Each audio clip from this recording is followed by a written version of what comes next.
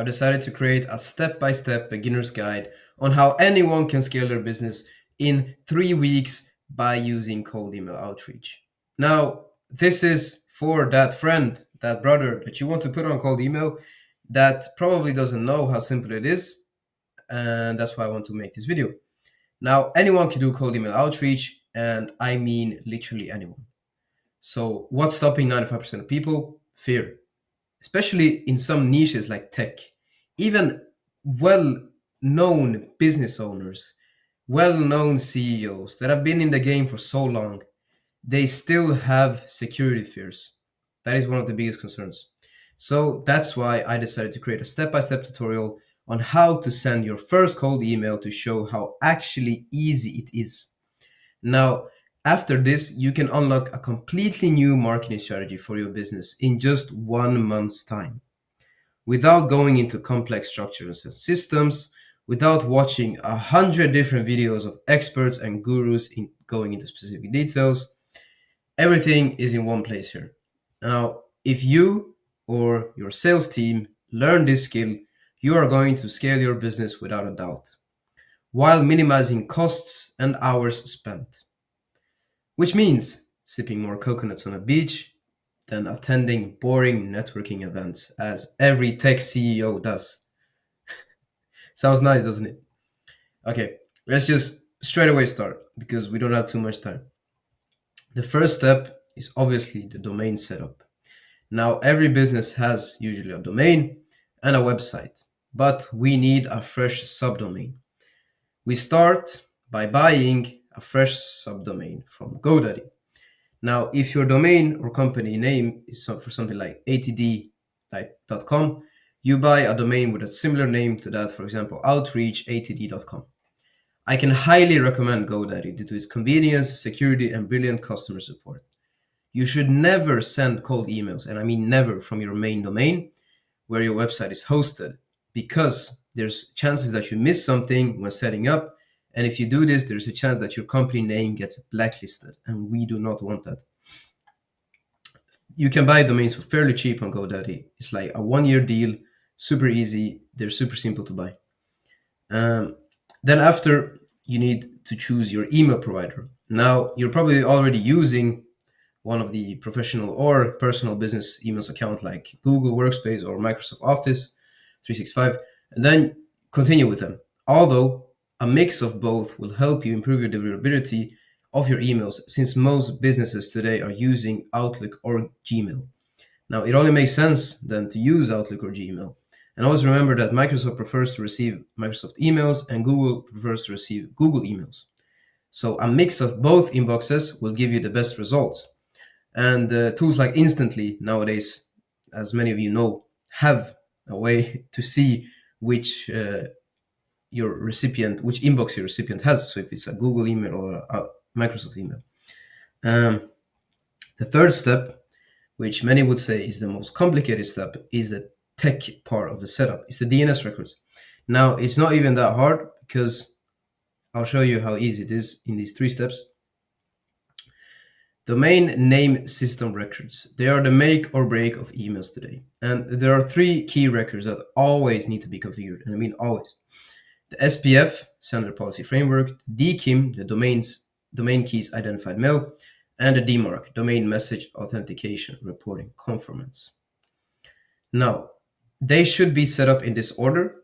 So first SPF, then after 24 to 48 hours DKIM, and then after 24 to 48 hours DMARC. These records are the key to prove your sending authenticity, to prove that you're not a spammer or a spoofer or a scammer. You prove it to Google and Microsoft and other email services. Now, the easiest way to set these records up is to do it to the settings of your email provider. So if you're using Google Workspace or Office 365, then you get a valid SPF and DKIM from there. For the DMARC record, you can usually generate by using external tools like GlockApps or EasyDMARC. Now, just Google them. You can really find, just by Googling SPF setup or SPF Google support or DKIM setup, step by step, how to copy paste the values that you get to your DNS provider, so GoDaddy. Very easy. Now, the DMARC, you need to use something external. So like there's a site called easydmark.com. And to get this record, you type in your domain name, you set policy to reject, you provide an email to receive reports, and then you click generate. After you receive a record like this is a DNS record, you copy the values. So the first one, DMARC, and you put it in as a TXT post on your domain, your DNS records. And then you copy the value and then you paste and you just leave the TTL as it is, and then you save. Now this, after you've done the same thing with these, so in that order as I mentioned, then you should have a proper secure domain to send emails. Now you always need to check the validity of your records after 48 hours. So after you've done everything, just wait 2 days and check. Now it's worth to wait, trust me, because the DNS records can take up to 48 hours to configure. After they are done, you should do a DNS check on your domain. Now this can be done like using tools like MX Toolbox, GlockApps, or MailReach. If everything is correct, you will start your email warm-up. If not, then you should check with your email provider support for help. Google Workspace support or Microsoft support are very great in solving any problems that might arise with incorrect DNS records. On MailReach, you can test your email or your domain, and you will receive a report.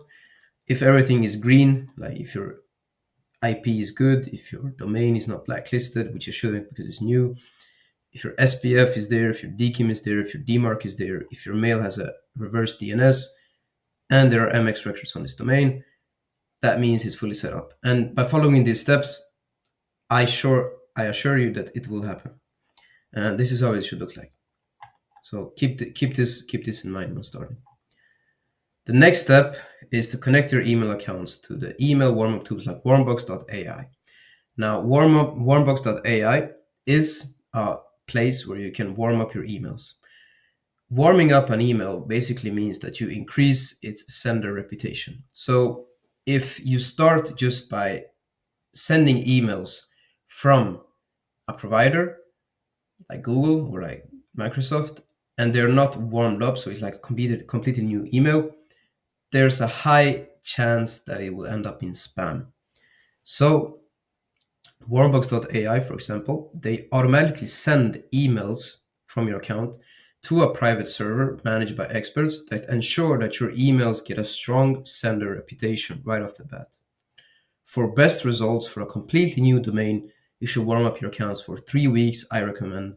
Start slowly and gradually increase. So like 1 to 2 a day, to 5, to 10, etc.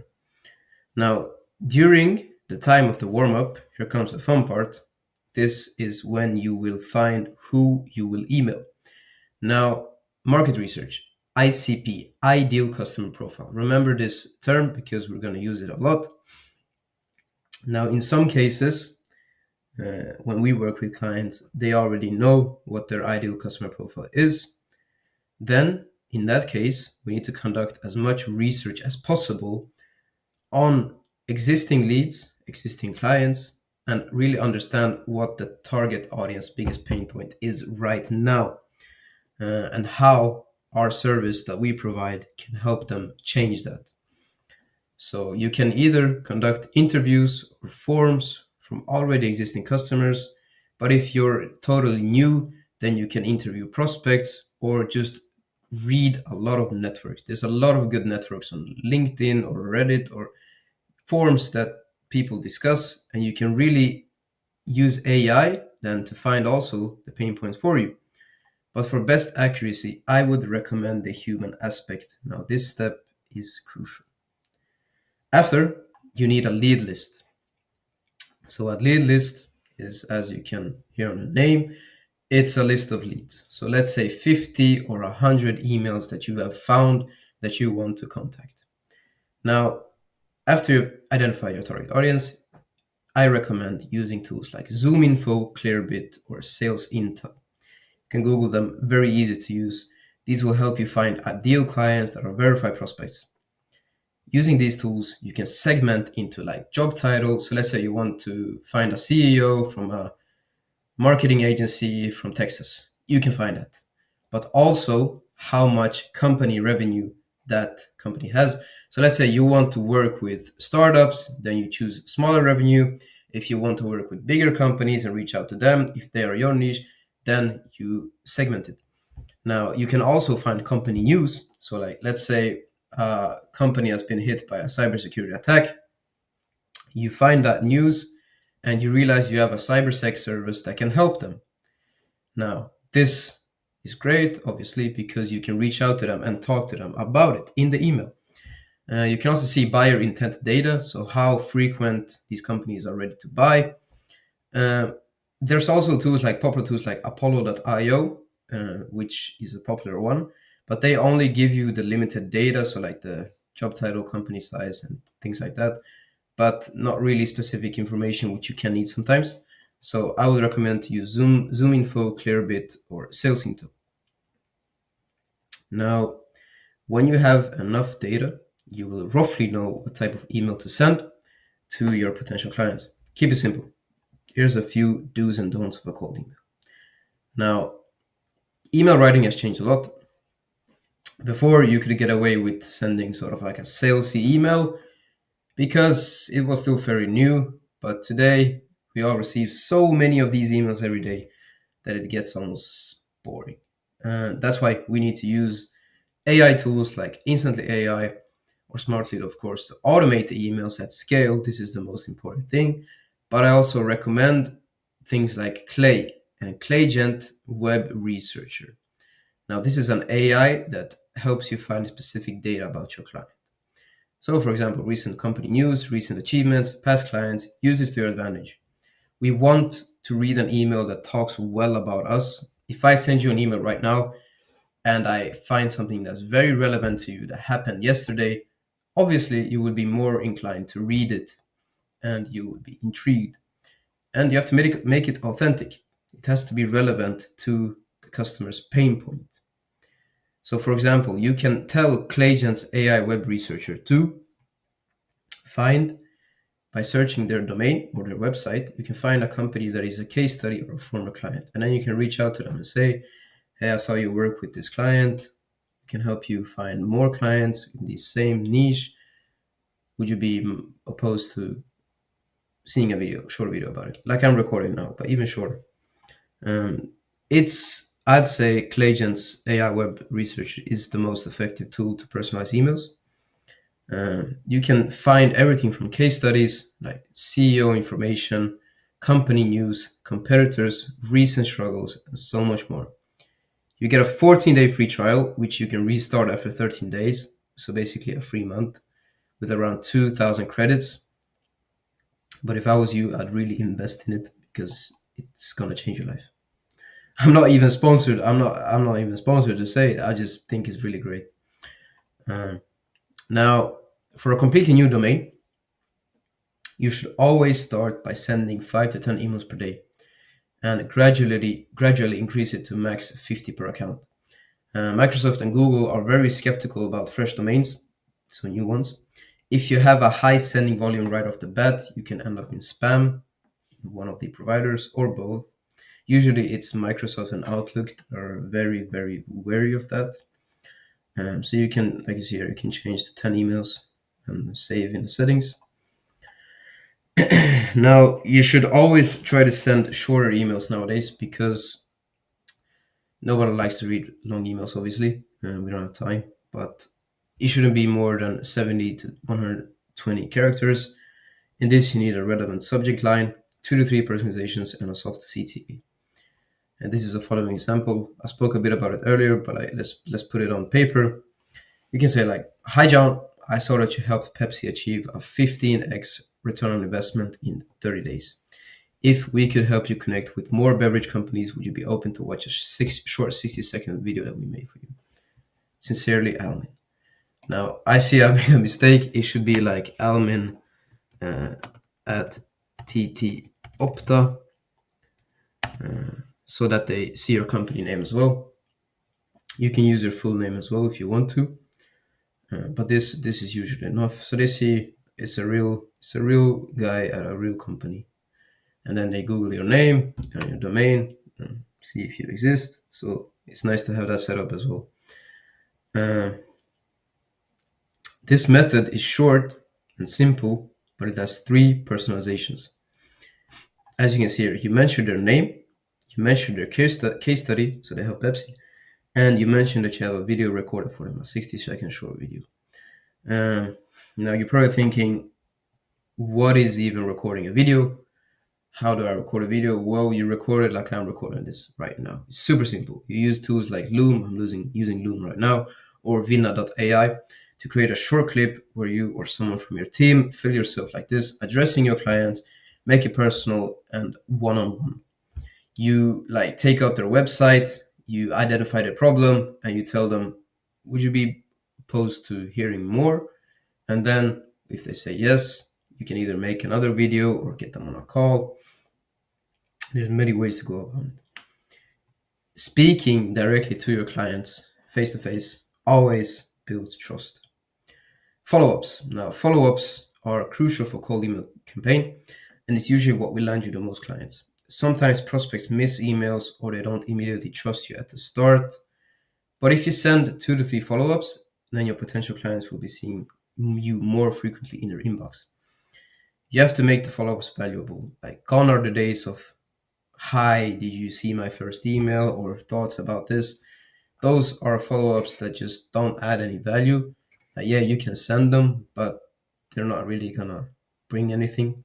So fill your follow-up email with valuable content, share your case studies, past client stories, anything you can. Provide a useful article, just make the follow-ups count. And I can't stress this enough because it's gonna make a major change to how many clients you can close. Now, you also have to have a way to opt out for your clients. They have to have a way to stop receiving your emails if they so wish. Now, you can include an unsubscribe link easily through Instantly or Smartlead. But if you don't want to, then you should still mention at the bottom of the email like that they can opt out. So like, please let me know if you don't want to receive any more emails, because this is a GDPR legal requirement. And many companies, if they don't see that you have an unsubscribe link or a way to opt out, they immediately report you to spam. And if many people report you like that, it's probably gone. So, and then mention your full name and company name at the end. Like I said, this builds trust. Here's a couple don'ts. Do not write long emails that are hard to read. Now, it usually takes us just a couple of seconds to determine if an email is worth responding to or not, because we all receive so many emails per day. If you don't catch the attention right off the bat, you won't even get a response. If your recipient sees a long text on an already busy day, they probably won't even bother to read it. That's the harsh reality. Another thing, the subject line, so the start of your email, should be no more than 2 words. Now, this is really important because the key is to make the subject line look like an eternal email between them and a colleague in their organization. So you don't want to like try to catch them on some scary thing, or like, recipient buy now, or like, hey, first name, or like, firstly, why would you address someone by their first name that they don't even know you really? Like, yeah, they'll see that their name is there, but like, there's no relevance. You're not even in the company. So try to figure out something that makes it seem like one of their partners or the colleagues sent them an email about something that needs to be done in their company. And that can be tricky, but it's very easy to figure out once you start working on it. Do not send the same email to every lead list. Have 2 to 4 different email templates and test which one works best. This is called A/B testing. It's available instantly if you buy the $97 plan, which I recommend. So you can basically send this one type of email to one group and then this other type of email to another group, and you see which one gets the more replies.